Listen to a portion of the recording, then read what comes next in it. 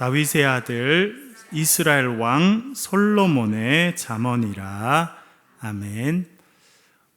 오늘 수요 저녁에는 우리가 복음 노트를 위한 잠언 개관, 그런 제목으로 잠언에 대한 소개를 좀 드리도록 그렇게 하겠습니다. 구약 성경, 신약 성경 모두 66권입니다. 구약 성경은 몇 권입니까?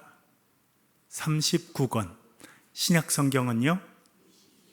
27권. 그래서 39, 27 이렇게 되어 있고 전체가 66권입니다.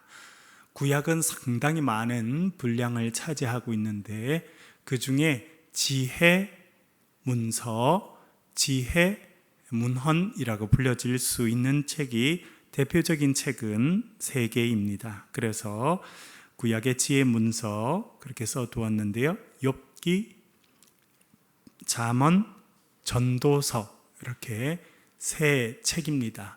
시편은 시가서로 분류되지만 그 중에 일부는 또 지혜에 관한 내용이 있기 때문에 그래서 지혜에 관한 책으로 넣는 분도 있고 그렇지 않은 분도 있습니다. 대표적인 것이 욥기, 잠언, 전도서입니다. 우리가 욥기하고 시편은 우리가 최근까지 묵상하였습니다. 그래서 정리를 한번 해보았습니다. 욥기는 질문이 있습니다. 어떤 질문이냐면 왜 우리 삶에 고난이 있는가? 욥이라고 하는 사람 당대의 의인입니다. 그러나 그의 삶에 감당할 수 없는 고난과 어려움이 있었습니다. 이 욥이라는 사람을 통해서 욥기는 우리에게 질문합니다. 왜 우리 삶에 고난이 있는가? 제가 욥기 묵상할 때 여러 번 말씀드렸습니다만 바다에 가면 바다가 있고 파도가 있습니다. 여러분, 왜 바다에 파도가 있습니까? 바다가 살아 있어서 그렇습니다. 잘 아시는 대로 바닷물에 들고 나는 것은 달의 중력이 어떻게 작용하느냐 따라 많이 들어왔다가 많이 나가기도 하고 또 적게 들어왔다가 적게 나가기도 합니다. 그것은 바다가 살아있기 때문에 그렇습니다. 저는 어릴 때부터 저희 집은 산 밑에 있었었는데 거기서 이렇게 눈을 들어서 보면 옥포 많이 보였습니다. 이순신 장군이 옥포 대첩을 전쟁을 했던 곳이 그곳이고, 제가 태어날 때쯤에는 대한조선공사라고 하는 것이 생겨서 나중에 대우조선소로 바뀌었습니다. 물론 최근에는 한화로 넘어가서 이름이 또 한번 바뀌게 되었습니다만, 저는 어릴 때 정말 배라고 하는 거는 그렇게 크구나. 여러분, 컨테이너선 이런 것들은 얼마나 큰지. 지금은 컨테이너, 여러분 지나가다 보면 엄청 큰 트럭이 컨테이너 하나를 싣고 가잖아요. 요즘에는 그런 컨테이너를 11,000개씩 싣습니다. 배 하나가 11,000개를 한 번에 싣고 10일이면 미국까지 들어갈 수 있습니다. 하루에 기름값만 1억 이상 씁니다. 그러니까 엄청나죠. 그러니까 그런 배들, 물론 제가 어릴 때는 10,000개 이렇게 실지를 못하고 3,000개, 4,000개, 5,000개 이렇게 실었겠습니다만 가까이 가보면 정말 상상할 수 없을 만큼 배가 크다는 것을 그렇게 알게 됩니다. 그래서 어릴 때 보면 갑자기 이렇게 새까만 차들이, 초등학교 이럴 때 다니다 보면 새까만 차들이 길거리에 쫙 있는 걸 봤어요. 세단들이. 그 시골에 그런 차들이 다닌 적이 없는데 차들이 한 10몇 대씩 새까만 차들이 이렇게 쫙 다니고, 뭐 하냐면 배 진수식이 있어서 대통령이 오는 날이래요. 그래서 예전에는 우리나라에서 그렇게 큰 배들을 많이 만들고 할 때는, 아주 특별한 배를 만들 때는 그렇게 세단이 뭐 수십 대씩 와서 특별한 진수식을 할 만큼, 그러면 뭐 온 거기 조선소에 이렇게 태극기 같은 것도 달아놓고 막 그렇게 해서 오늘 중요한 일이 있나 보다 이렇게 생각하기도 했습니다. 그러면 이제 배가 바다에 처음으로 띄워지는 그런 진수식이 있게 되고, 어릴 때 보면 그 앞바다에 큰 배들이 이렇게 떠 있는 걸 많이 보았습니다. 그런데 여러분, 그 배가 그렇게 엄청나게 커도 바다에 비하면 아무것도 아니에요. 돛단 배 같습니다. 그런 배들도 태평양 한가운데 가면 마치 큰 호수에 떠 있는 나뭇잎과 같이 힘이 없다는 거예요.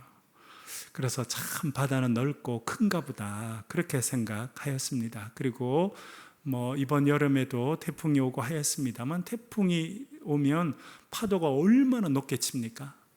지금은 방파제도 잘 돼 있고 그래서 그렇지만, 제가 어릴 때는 그런 큰 태풍이 오거나 하면 해일이 이렇게 바닷가에 있는 집을 때려서 집이 무너지기도 하고 그런 어려움들을 겪었습니다. 그래서 제가 어릴 때도 바다에 파도가 왜 이렇게 큰 파도가 치나 그런 생각들을 할 때가 있었는데, 뭐 이러나 저러나 저는 이제 바다를 보고 지내서 마음이 좀 울적할 때는 바닷가에 이렇게 앉아 있어서 바닷물이 들어왔다가 나갔다가 하는 걸 이렇게 한참 보고 있으면 그냥 마음이 깨끗해지고 생각이 깨끗해지는 것 같더라고요. 그러면서 혼자 생각을 많이 했습니다. 왜 이렇게 바다엔 파도가 있을까? 그러다가 한 번은 그 무슨 공사를 하느라 큰 이렇게 구역을 만들고 거기다가 바닷물을 이렇게 끌어서 저장을 하고 뭐 그런 거, 물론 어릴 때는 우리가 매립도 많이 했지 않습니까? 근데 그런 거 보면 매립 공사 이런 게 할 때는 쭉 이렇게 하면 바닷물이 이제 나가지 못하고 고여 있다가 이제 바닷물이 빠져나가고 그렇게 하는데, 똑같은 바닷물인데 그렇게 큰 콘크리트 안에 있는 바닷물은 파도가 없다는 것을 알게 됐어요. 제가 아주 어릴 때도 그러네, 이 콘크리트 안에 들어있는 이 바닷물은 똑같은 바닷물이지만 파도가 없네. 그래서 거기는 물고기도 없다는 것을 알게 됐습니다. 그래서 우리 바다가 살아있기 때문에 파도가 치는 거구나. 언제는 작은 파도도 치고 어떤 데는 큰 파도가 치기도 하고 집을 삼킬 만한 큰 파도가 오기도 하고 어떤 데는 참 잠잠하기도 하지만, 바다가 살아있는 한에는 파도가 있을 수밖에 없다, 이런 생각을 하게 됐습니다. 우리의 삶의 고난도 파도와 똑같습니다. 우리가 살면 고난이 오게 돼 있습니다. 저도 지난주에 원치 않게 목감기가 심해가지고 목소리가 안 나왔잖아요. 그래서 지난 수요일 날에도 갑자기 우리 또 다른 최 목사님께서 오셔서 말씀을 전해주시고, 그러면서 원치 않아도 어려움들이 늘 올 수 있구나, 그리고 사람이 참 연약하구나, 그런 생각들을 많이 하게 되었습니다. 그런 우리 인생의 고난과 관련된 질문이 가장 집중되어 있는 것이 욥기입니다. 욥이라고 하는 당대 의로운 사람이 겪는 그 감당할 수 없는 어려움을 통해서 우리들은 우리 자신을 비추어 봅니다. 그리고 욥기는 우리에게 질문합니다. 왜 우리의 삶에 고난이 있는가 질문합니다. 여러 가지 대답을 할 수 있겠습니다만, 우리가 복음 노트를 통해서 살펴본 대답이 있습니다. 첫 번째, 선한 의도가 있어도 지혜가 없으면 위로할 수가 없다. 누구 이야기입니까, 여러분? 욥의 친구들 이름이 기억나십니까? 보라, 새롭게 되었도다. 네, 아주 말씀대로 사시는 분들이 많아요. 네, 그때 욥기 읽을 때는 막 친구들 이름 뭡니까 하니까 다 이야기하시더니 조금 지나고 나니까 새롭게 돼서 네, 욥의 새 친구들은 욥을 위로하기 위해서 왔습니다. 나쁜 의도로 갖고 온 게 아니에요. 착한 의도, 선한 의도. 우리 친구, 가까운 친구 욥이 그렇게 말할 수 없는 고난을 겪고 어려움을 겪고 있다니까 우리가 가서 위로해 주자. 분명히 의도가 나와 있습니다. 위로하러 왔어요. 도와주러 왔습니다. 격려해 주러 왔어요. 그러나 격려를 할 수 있었습니까? 없었습니까? 선한 의도가 있었지만 뭐가 없었냐면 지혜가 없었습니다. 그래서 결국은 고통당하고 있는 욥을 더 힘들게 만들었습니다. 입술로 그를 정죄했습니다. 야, 네가 알지 못하는 죄가 있으니까 그렇게 된 거야. 그렇게 마음에 선한 의도가 있지만 지혜가 없으면 실제로 그 사람을 도울 수 없다라고 하는 것을 욥기는 우리에게 알려주고 있습니다. 그래서 지혜가 중요합니다. 그런 의미에서는 이 욥기도 지혜서죠. 왜냐하면 지혜가 그만큼 중요하다는 것을 알려주기 때문에 그렇습니다. 그리고 우리가 욥을 통해서 하나 깨닫게 되는 것은 욥이 겪는 많은 삶의 고난과 어려움이 있었습니다. 친구들이 와서 도와주겠다고 했지만 오히려 욥의 마음을 더 찢어놓고 힘들게 만들었습니다. 그런데 욥기 마지막 부분을 보면 욥의 문제가 한꺼번에 다 해결됩니다. 그가 갖고 있었던 많은 질문들 그것도 해결이 되고 그의 삶의 어려움들도 갑절로 회복되는 은혜가 있었습니다. 그 중심에는 하나님과의 만남이 있었습니다. 그래서 욥이 경험했던 삶의 문제의 해결은 하나님과의 만남을 통해서 해결된다라고 하는 것을 욥기는 우리에게 알려주고 있습니다. 그러니까 욥기를 통해서 우리가 얻는 것은 지혜가 중요하다는 것을 다시 깨닫습니다. 선한 의도가 있어도 지혜가 없으면 선한 의도대로 일이 되지 않는다는 것입니다.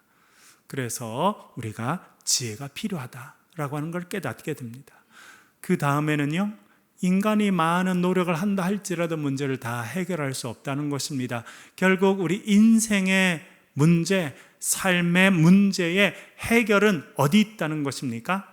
하나님과의 인격적인 만남에 있다라고 하는 것을 욥기는 우리들에게 알려주고 있습니다. 그래서 우리가 늘 하나님과의 만남을 갈구해야 합니다. 하나님을 만나게 될 때 우리 인생의 문제가 해결됩니다. 살다 보면 우리가 해결할 수 없는 많은 문제들 하나님과의 만남을 통해서 해결된다라고 하는 것을 욥기가 알려주고 있습니다. 욥기 후에 우리가 시편을 오랫동안 묵상했습니다. 3달 정도 욥기가 시편이 150편이나 되니까요. 3달 그렇게 되는 기간 동안 우리가 묵상했습니다. 시편은 또 질문합니다. 누가 복이 있는 사람인가? 그렇게 질문합니다.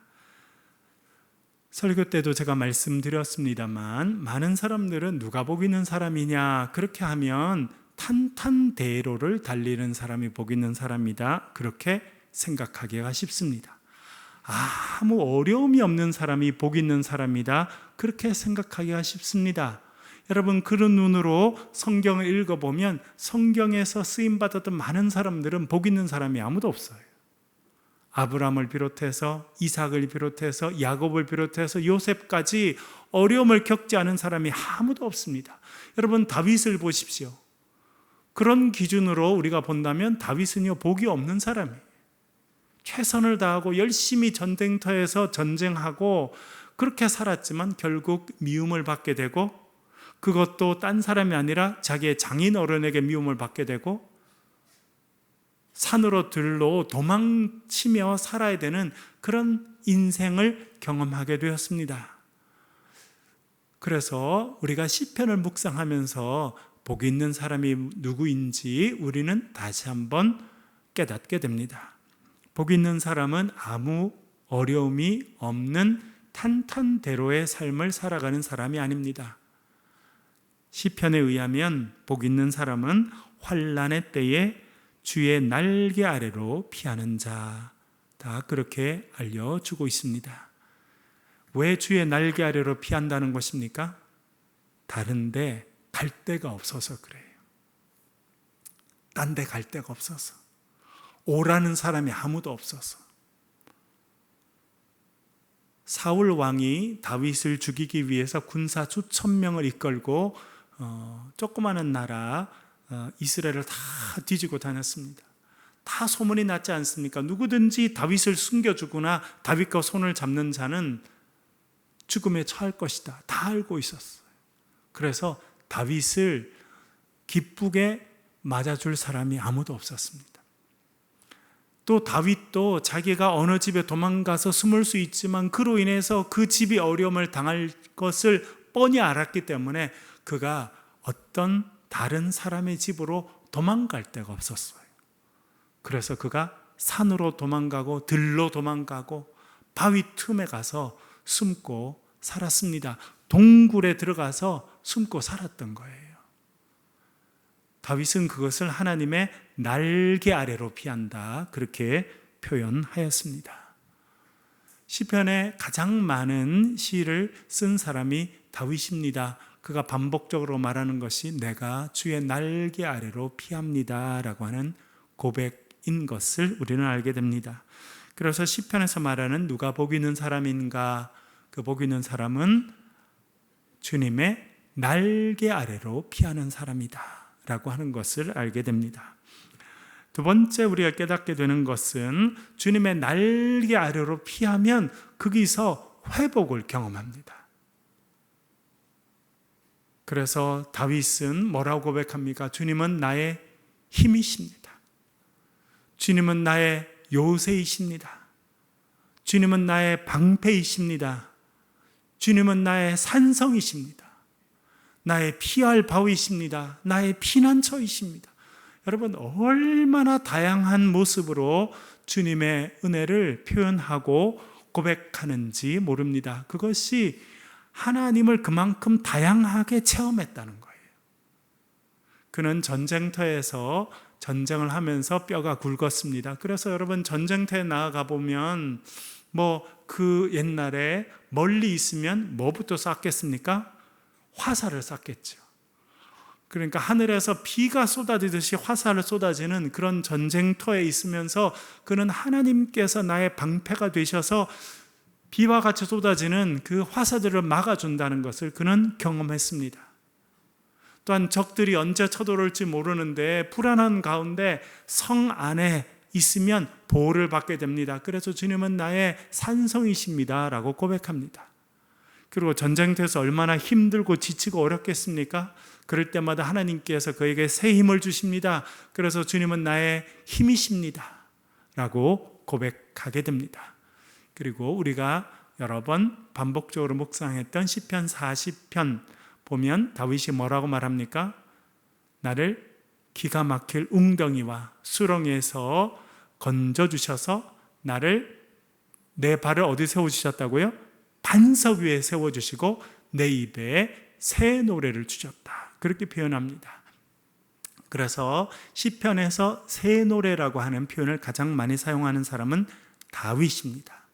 그래서 시편에서 누가 복 있는 사람인가 그렇게 말하면 주님의 품 안에서 위로받고 새 노래를 부르는 사람이다, 그렇게 우리가 정리할 수 있습니다.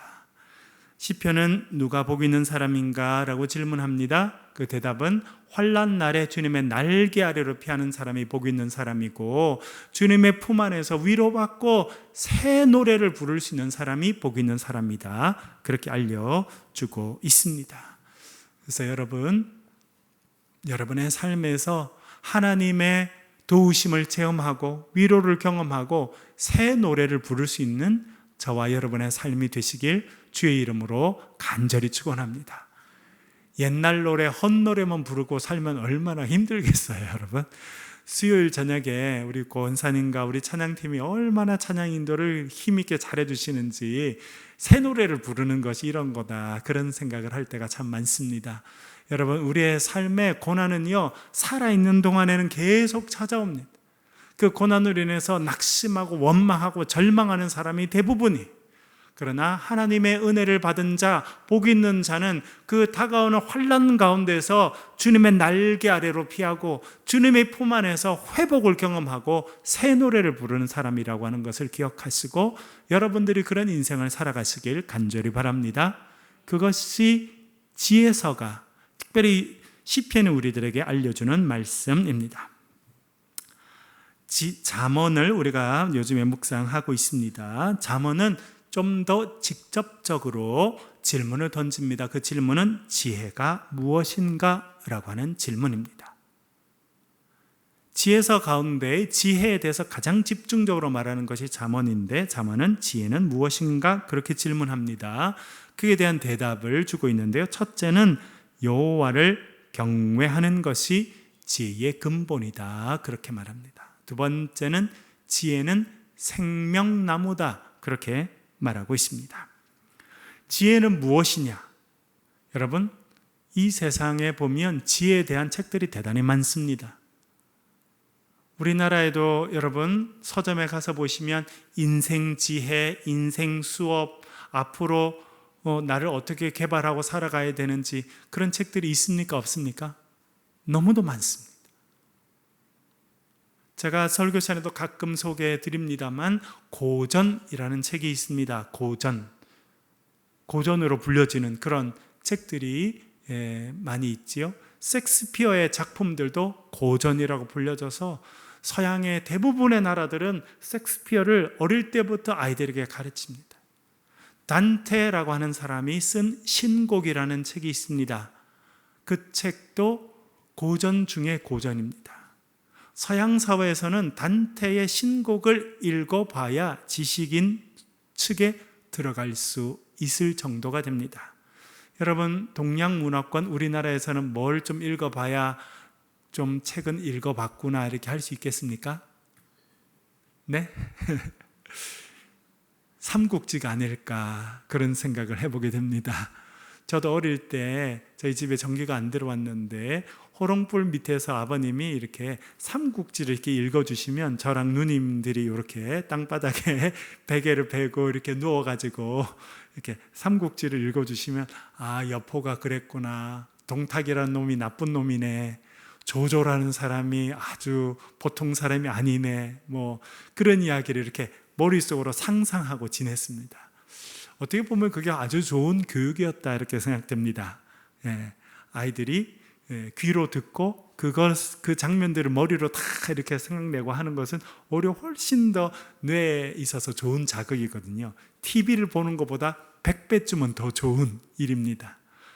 어떤 그런 고전이라고 하는 것이 있는데, 왜 그런 고전이라고 하는 것을 사람들이 늘 생각하느냐 하면 거기에 뭐가 있기 때문에 그렇습니까? 인생에 지혜가 담겨 있다라고 그렇게 말할 수 있기 때문입니다. 그런 많은 고전 가운데 가장 중요한 책은 성경입니다. 그 중에서도 지혜에 대해서 가장 집중적으로 말하는 것은 잠언입니다. 우리가 잠언에 지혜자에게 질문을 던질 수 있습니다. 지혜란 무엇입니까? 잠언의 지혜자는 거침없이 아주 분명하게 이야기할 것입니다. 여호와를 경외하는 것이 지혜의 근본이다. 근본이라고 하는 것은 시작이라고 하는 것이고 바탕이라는 것입니다. 딴 거를 쌓아 올릴 수 있기 위해서 필요한 것은요, 기초를 놓는 거예요. 제가 초등학교 다닐 때 저희 살던 집을 새롭게 짓는 모습을 보았습니다. 이렇게 전문 업자이셨는지 어떤지는 잘 모르겠습니다만, 여하튼 저희들이 살던 집을 이렇게 새롭게 짓는 것을 보았는데, 제일 신경을 많이 쓰는 게 기초를 놓는 것이다, 그렇게 이야기하는 것을 들었습니다. 땅을 파고 거기다가 필요한 철근 같은 걸 심고, 그렇죠? 땅을 다지고, 그렇게 해서 기초를 잘 놔야 집이 무너지지 않는다. 여러분, 오늘도 비가 많이 옵니다만 예전에는 비가 얼마나 많이 왔습니까? 지금도 그런데 기초가 안 돼 있으면 아무리 겉모습이 멀쩡해도 집이 무너지게 돼 있거든요. 그래서 기초를 쌓는 것이 중요합니다. 지혜서도 마찬가지예요. 사람이 여러 지식을 알게 되고, 요즘에는 챗 GPT 같은 이런 것을 통해서 그냥 컴퓨터 앞에 앉아서도 엄청난 수준의 지식들을 우리가 접할 수 있는데, 그 모든 것에 지혜의 시작, 근본이 있습니다. 그것은 여호와를 경외하는 것이라는 거예요. 그것이 기초가 돼야 그 다음 그 위에 다 다 모든 것이 쌓여질 수 있다. 그렇게 잠언의 지혜자는 우리들에게 말해주고 있습니다. 또 지혜가 무엇이냐? 지혜는 생명나무다. 그렇게 말합니다. 생명나무. 지난 주일날에도 잠깐 말씀드린 것처럼 생명나무라고 하는 표현은 성경에 딱 3군데에서만 사용됩니다. 첫째는 창세기에 사용됩니다. 에덴 동산의 중앙에 어떤 나무와 어떤 나무가 있었습니까? 선악을 알게 하는 나무와 생명나무가 있었습니다. 그 에덴 동산에서 생명나무가 나옵니다. 그러니까 생명나무는 하나님께서 만드신 나무이고 에덴 동산의 중앙에 서 있던 나무가 생명나무였습니다.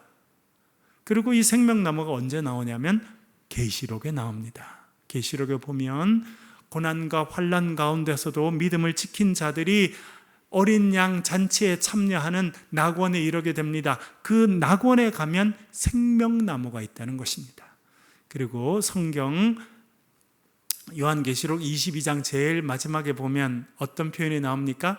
생명수의 강이 흐르죠. 생명수의 강이 있고 그 강 뒤로 나무들이 서 있습니다. 그것이 생명나무입니다.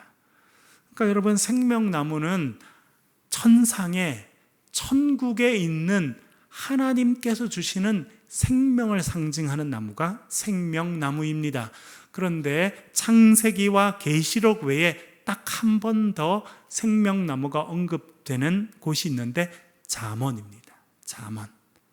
그리고 잠언은 여러 번 지혜가 생명나무다 그렇게 말해주고 있습니다. 마치 생명나무가 우리의 삶에 있는 것처럼 지혜가 있으면 우리는 생명을 누리고 생명을 더 풍성한 그 은혜를 누리며 살아갈 수 있다는 것입니다. 그러나 지혜가 없으면 생명나무가 없는 것입니다. 우리가 달려갈수록 악한 길, 사망의 길, 죽음의 길로 달려갈 수밖에 없다는 것을 알려주고 있습니다. 두 번째, 지혜의 핵심이 무엇이냐? 다시 한번 살펴보겠습니다. 말씀드린 것처럼 여호와를 경외하는 것이 지혜의 핵심입니다. 잠언 1장 7절, 화면을 보면서 한번 읽어보겠습니다. 잠언의 핵심 구절인데 읽어보겠습니다. 시작. 여호와를 경외하는 것이 멸시하느니라. 아멘. 여호와를 경외하는 것이 지식의 근본이다 그렇게 말합니다. 잠언 9장 10절도 읽어보겠습니다. 같이 읽겠습니다. 시작. 여호와를 9장 10절 읽어볼게요. 시작. 여호와를 경외하는 것이 지혜의 근본이요 거룩하신 자를 아는 것이 명철이니라. 아멘. 여기에 여호와를 경외하는 것이 지혜의 근본이다 그렇게 나오고 거룩하신 자를 아는 것이 명철이다 라고 하는 단어가 나옵니다. 여기서 중요한 단어가 같이 나오죠. 지혜라는 단어와 명철이라는 단어가 같이 쓰인다는 것을 알게 됩니다. 또 욥기 28장 28절, 욥기도 지혜 문서라고 말씀드렸죠. 욥기 28장 28절 한번 읽어보겠습니다. 같이 읽겠습니다. 시작. 보라, 주를 경외함이 지혜요 악을 떠남이 명철이니라. 아멘. 주님을 경외하는 것이 지혜라 그렇게 말하고 악을 떠나는 것이 명철이다. 여기서도 지혜와 명철이라는 단어가 같이 사용되고 있습니다. 시편 111편 10절도 같은 것을 반복하고 있는데요. 같이 한번 읽어보겠습니다. 시작. 계명을 지키는 자는 다 훌륭한 지각을 가진 자니 여호와를 찬양함이 영원히 계속 되리로다. 아멘. 시편 111편에서도 여호와를 경외함이 지혜의 근본이다 그렇게 알려주고 있습니다.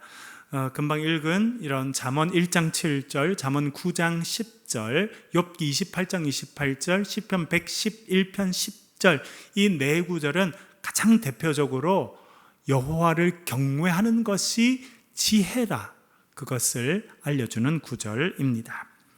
세 번째 잠언의 핵심 개념, 계속 반복되고 있는 지혜와 명철에 대해서 좀 살펴보겠습니다. 첫 번째, 명철입니다. 제가 이번에 잠언을 같이 묵상하면서 명철이라는 단어를 찾아봤는데 참 재밌게도 명철이라는 단어가 두 종류, 두 단어가 있다는 것을 알게 되었습니다. 왜 한 단어가 아니고 두 단어가 있을까요? 그만큼 명철 혹은 지혜에 대한 생각이 많아서 그렇습니다. 제가 처음에 목사 안수를 받고 첫 부임했던 곳이 전라남도 나주였습니다. 살기는 그 광주시 안에 그 1전투 비행단 안에 장교 아파트에 살았는데 제 근무지는 그 이산 차로 한 20분, 25분쯤 떨어져 있는 나주라고 하는 곳이었습니다. 그래서 나주라고 하는 곳에 처음 가서 있고 아침에 이제 일어나면 나주로 갔다가 저녁 이제 업무가 끝마치면 들어오는데 그 가운데 보면 배 공판장이 많이 있었어요. 나주가 배가 유명하지 않습니까? 그래서 그 가면 뭐 봄에 이제 하얀 백꽃이 많이 핍니다. 이화가 백꽃이잖아요. 백꽃이 쫙 피고 이제 지금 가을 때쯤 되면 배가 엄청나게 생산되고 그게 보면 공판장이 있어가지고 그게 보면 박스채로 이렇게 있어요. 근데 가끔 이제 거기 가면 박스채로 낱개도 살 수 있거든요. 그래서 제가 이제 가을 이때쯤 이제 가서 배 주세요 그러면 어떤 배 드릴까요? 그렇게 물어봐요. 그러니까 배 주세요. 맛있는 배요. 그러니까 어떤 배 드릴까요? 물어봐요. 어떤 배 달라고 그래요, 여러분? 신고배밖에 몰라서 신고배 주세요. 그랬더니 신고배 중에서도 뭘 드릴까요? 물어보더라고요. 그러니까 우리는 그냥 배 주세요 하면 배 아무거나 줘도 잘 먹을 수 있잖아요. 근데 배도 종류가 너무 많은 거예요. 나중에 가서 보니까 노란 배도 있고요. 약간 파란색이 많은 배도 있어요. 일찍 나와서 지금 이번에는 추석이 좀 일찍 들지 않았습니까? 일찍 따는 배도 있고 늦게 따는 배도 있고 저장이 1년 내내 되는 배도 있고 저장이 안 되는 배도 있고요. 당도가 높은 배도 있고 당도가 낮은 배도 있고 먹어보면 딱딱한 배도 있고 물렁한 배도 있고 배가 종류가 수십 가지라는 걸 제가 그때 알게 됐어요. 그러니까 가서 그냥 배 주세요 하면 그 사람이 줄 수가 없는 거예요.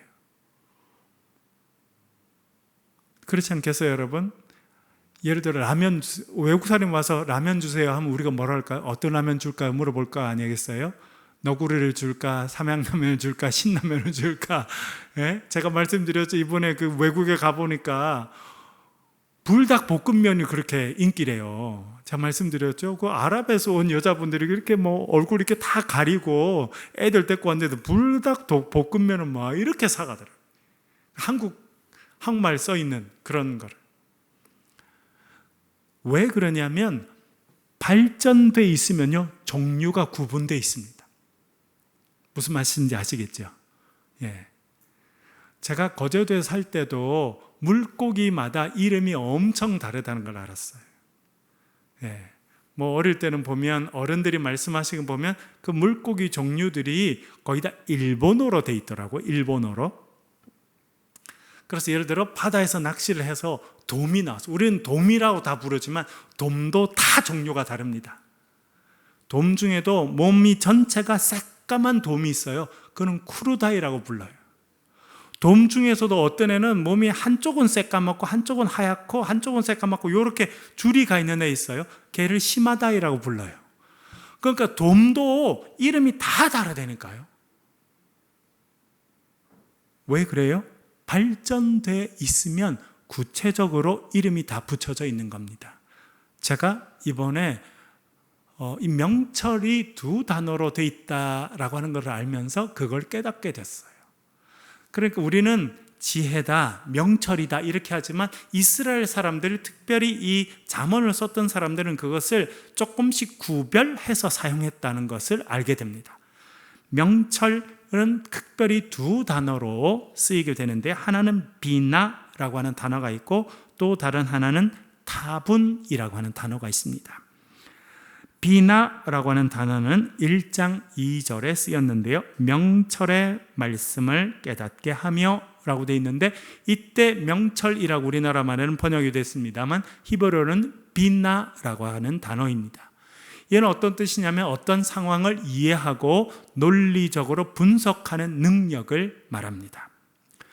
제가 예를 들어서 말씀드렸습니다만 지금 이제 우크라이나의 전쟁이 이루어지죠. 정말 전쟁은 없어야 합니다. 우리나라도 전쟁이 있었고 물론 여기도 전쟁을 직접 겪으신 분들이 계십니다만 인간이 인간성을 상실하는 가장 결정적인 때 중에 하나가 전쟁이거든요. 서로를 죽여야 되기 때문에.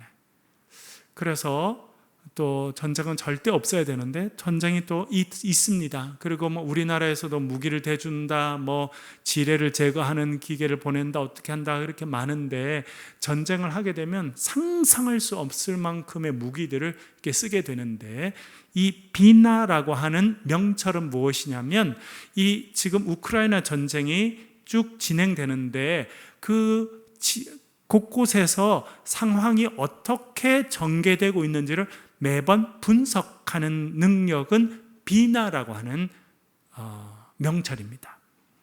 예를 들어 하루에 지금 전쟁을 함에 있어서 포탄 몇만 개가 필요한지, 사람이 어느 정도 필요한지, 지금 전선에 있는 군인들을 먹이기 위해서는 밥을 몇 인분해서 어떻게 보내야 되는지를 매일 분석하고 그것을 매일 채워줘야 됩니다. 그렇게 하지 않으면 전쟁이 안 되죠. 그래서 그것을 포탄이 얼마나 들어가는지, 얼마만큼의 지금 도시락과 밥이 필요한지 이런 거를 계산하는 그런 논리적인 계산과 분석은 명철 중에서도 비나라고 하는 방식, 그것을 사용한다는 거예요. 그런 명철은 비나라고 부른다는 겁니다. 그 다음 명철은 타분이라고 하는 것이 있는데요. 3장 13절에 쓰였습니다. 명철을 얻는 자는 복이 있나니, 이것은 논리적인 분석을 활용해서 좀 더 효과적인 행동을 하는 것에 초점을 둔 그런 명철은 타분이라고 부른다는 겁니다. 금방 말씀드린 것처럼 하루에 예를 들어 우크라이나 전쟁에 포탄이 몇 개 필요한지 그것을 계산하고 그것을 그렇게 종합하는 것은 비나라고 하는 명철이 하게 된다 그러면 그것을 어떻게 효율적으로 쓸 것인지, 그래서 지금 전선이 10군데예요. 10군데 싸우고 있는데 10군데에서 다 해서 효과적으로 못하니까 그것을 2군데에다가 집중해서 하자. 그래서 병력을 움직이고 포탄을 다 움직여서 2군데에서 집중적으로 공격을 하도록 명령을 내리는 그 명철은 타분이라는 명철이라는 거예요. 훨씬 더 효과적으로 행동하고 움직이는데 초점이 주어져 있는 겁니다. 여러분, 가만히 앉아서 계산하는 것도 필요하지만 일어나서 직접 움직이는 것도 필요하잖아요. 그렇게 앉아서 계산할 때의 명철과 실제로 행동을 해서 움직여서 효과를 내는 명철을 이 사람들은 분리했다는 거예요. 그래서 그것을 그때마다 다르게 사용했다라고 하는 것을 알게 됩니다. 그러면 지혜라고 하는 것은 무엇일까요? 그것은 호크마라고 하는 것인데요. 전체를 두루 살펴서 무엇이 핵심인가를 파악하는 통찰력이 지혜입니다.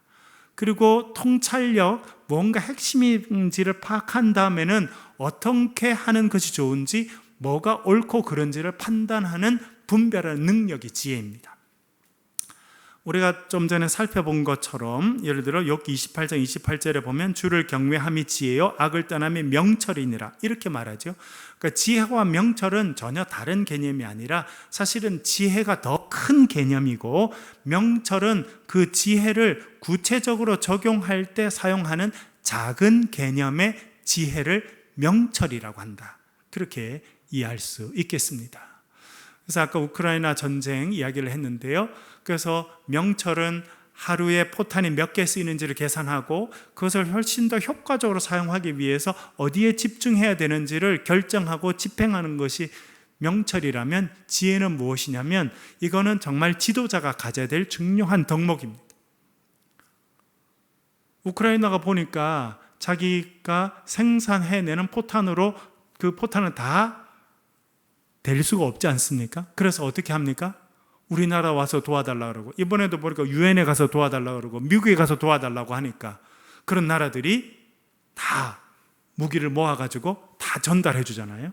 그러니까 그게 그렇게 종합적으로 판단하고 여기서 어떤 행동을 해야 될지를 결정하는 것은 지혜라는 겁니다. 그래서 지도자가 지혜로워야 돼요.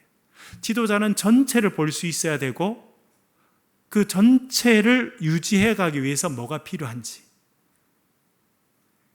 언제 한번 그런 게 나왔었습니다.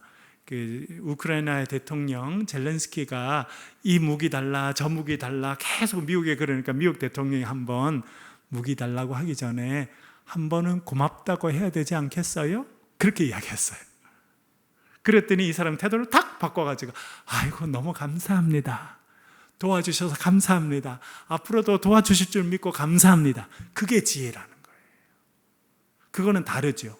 계산하에 내는 것과는 다릅니다. 그러나 지금의 상황뿐만 아니라 앞으로 될 일까지도 두루두루 보고 판단하는 통찰력이 지혜라는 거예요.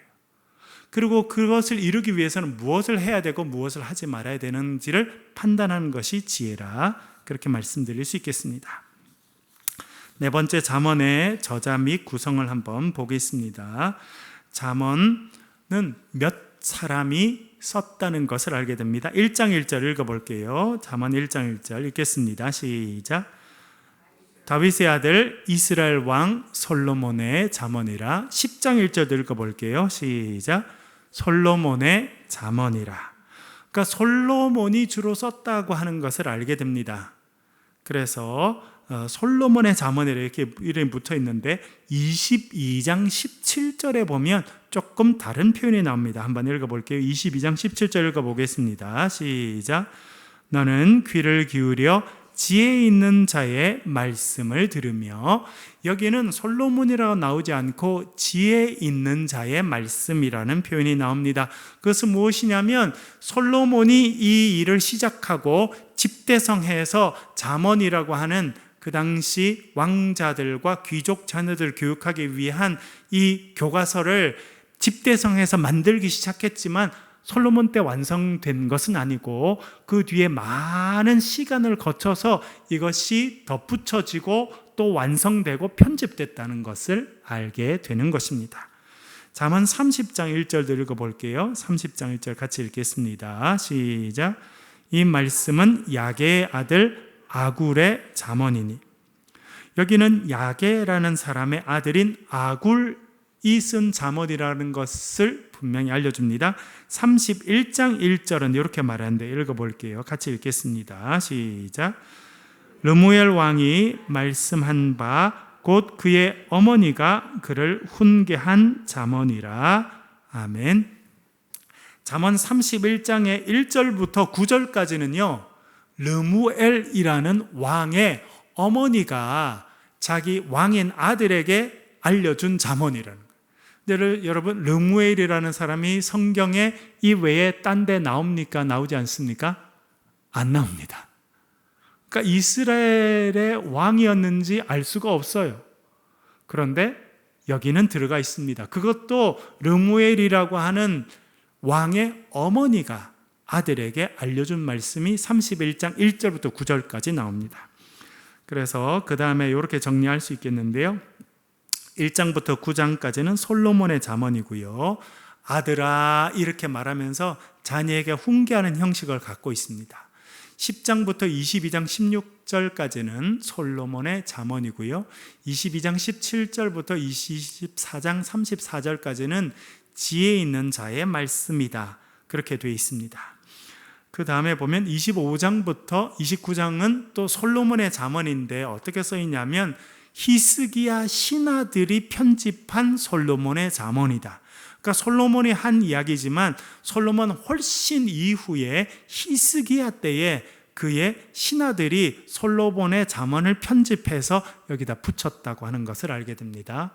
30장은 아굴의 잠언이고요. 31장 1절부터 9절까지는 르무엘이라는 왕의 어머니가 왕인 아들에게 준 잠언이고 31장 10절부터 31절 잠언의 마지막은 현숙한 여인에 대한 이야기입니다. 그러니까 솔로몬이 주로 했지만 여러 사람들의 잠언이 덧붙여져서 완성됐다는 것을 알 수 있습니다. 잠언의 주제를 살펴보겠는데요. 9장 10절 아까 읽어보았습니다만 다시 한번 읽어보겠습니다. 같이 읽겠습니다. 시작. 여호와를 경외하는 것이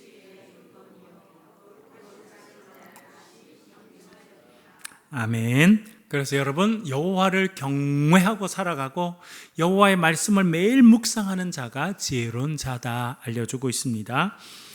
잠언 3장 18절 한 번 더 읽어보겠습니다. 같이 읽겠습니다. 시작. 지혜는 그 얻은 자에게 생명나무라. 지혜를 가진 자는 복되도다. 아멘. 네, 지혜는 생명나무다.